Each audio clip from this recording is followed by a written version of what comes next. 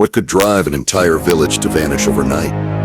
In 1990, 67 people abandoned Three Fork Village in rural Turkey. They left behind their homes, their livestock, their entire lives. The reason? An elderly widow named Fatma, who grew plants nobody could identify. Plants that smelled like burning metal and made children scream. The villagers called her a witch. They were wrong. She was something much worse. Tonight, we investigate what really happened in those final terrifying months.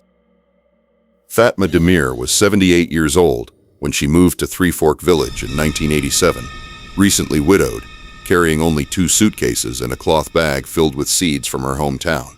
The villagers welcomed her at first.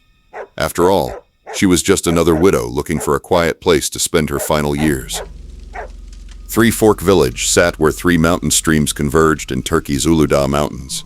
Population 67.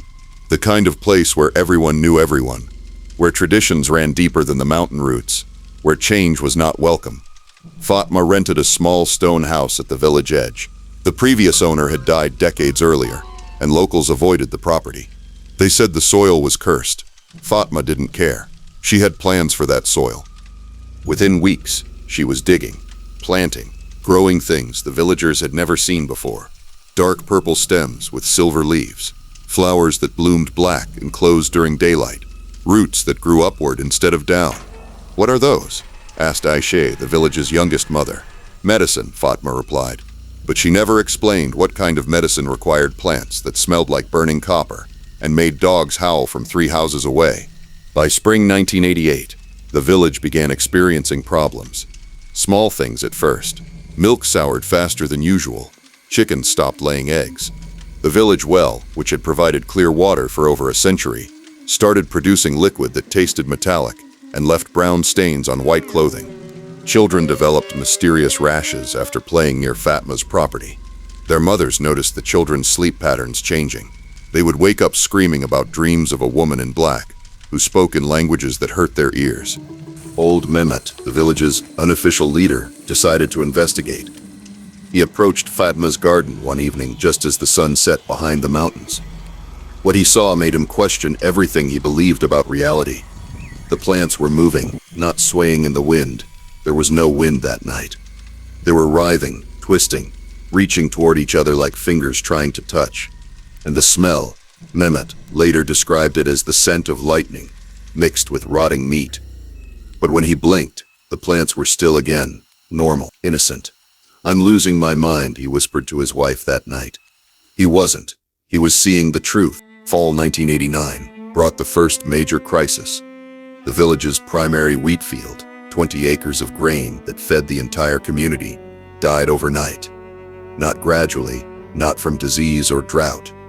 Every stalk withered between sunset and sunrise. Farmer Hassan discovered the devastation at dawn. In the center of the dead field, he found something that made his blood freeze. A perfect circle of Fatma's strange plants, growing wild where nothing should have been able to survive. "She poisoned our land," Hassan declared at the village meeting that evening. Those plants of hers, they spread like cancer. Others came forward with complaints. Baker Kamal's bread had been failing to rise properly. Blacksmith Ali's iron tools were rusting faster than normal. Young mothers reported their babies crying inconsolably between midnight and dawn, the exact hours when Fatma was seen working in her garden. The accusations gained momentum when 7-year-old Elif collapsed during school.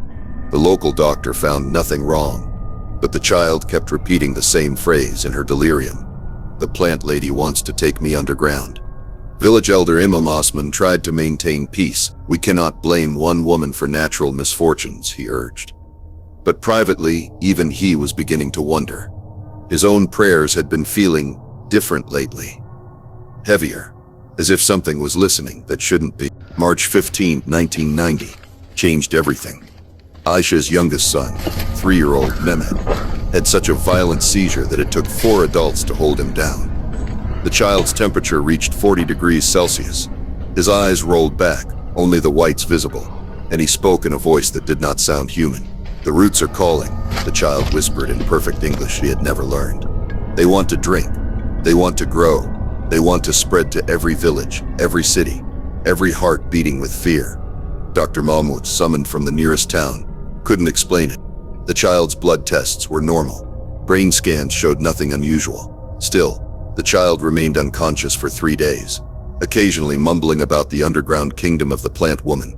This was enough for the villagers, led by Hassan and supported by 30 angry villagers. They marched to Fatma's house on March 8. They found her tending to her garden by lamplight, softly singing to her plants in a language none of them recognized. "Witch!" Aisha shouted. "You cursed my son!" "Devil!" added Ali. "You poisoned our land." They first attacked her garden. What they found in the soil terrified them. The roots were not growing downward. They were forming symbols in complex patterns. Ancient symbols that changed and transformed when looked at directly. Inside her house, they found journals written in multiple languages, diagrams of root systems that resembled human nervous systems, and glass jars containing liquids that glowed faintly in the darkness. But the most disturbing discovery was in her bedroom, a detailed map of Turkey, with red pins marking dozens of villages. Each pin had a date written beside it. The dates went back centuries. Fatma didn't resist. She simply stood in her ruined garden, tears streaming down her weathered face, watching them destroy months of careful cultivation. "You don't understand," she whispered.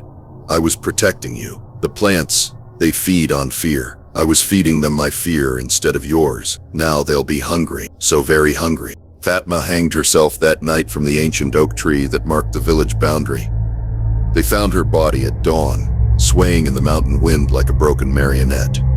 The villagers felt no satisfaction, only a growing sense of dread. Because the moment Fatma died, everything got worse. The strange plants didn't die with her.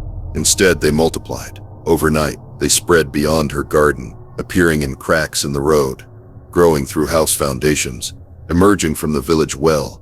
And they brought the smell, that sharp, metallic odor that burned your nostrils and made your eyes water. But now, it carried something else, the scent of decay, of things that should have stayed buried. Children began disappearing, not physically. They remained in their beds, their bodies breathing, hearts beating. But something essential was gone from their eyes. They stared at nothing and responded to no one. Adults started experiencing the dreams, the same dream every night. Underground tunnels filled with writhing roots that whispered secrets about death and rebirth. In these dreams, they saw Fatma tending an enormous garden beneath the earth, her plants feeding on the fear and despair of everyone she had ever protected. By November 1990, the exodus began. First one family, then 3, then everyone. They loaded their belongings into trucks and cars, abandoning homes their families had occupied for generations. The last to leave was Imam Osman. On December 3, 1990, he performed one final prayer in the village mosque. As he spoke the sacred words, he heard something that made him stop mid-sentence. The sound of roots growing beneath the floorboards, pushing through the ancient stone. He fled without finishing his prayer. Today, Three Fork Village stands as a monument to fear and its consequences. The buildings remain structurally sound, but nature has claimed everything else. Vines cover the walls, weeds crack the foundations, and the strange plants, they're still there. Done with fake AI stories? Ready for the real thing? Subscribe now for authentic mysteries and true events that will change how you see the world. Because reality is the ultimate horror story.